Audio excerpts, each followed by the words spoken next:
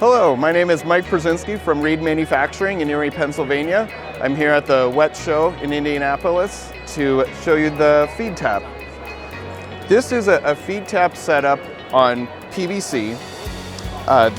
The nice thing about this machine, it's operated through a manual feed, so you eliminate the risk of cracking the pipe. This particular machine can be operated manually with a ratchet or with a cordless drill.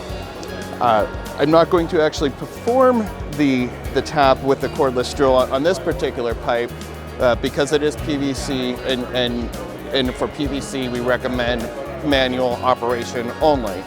But if this was ductile, you would be able to attach your cordless drill and perform the tap.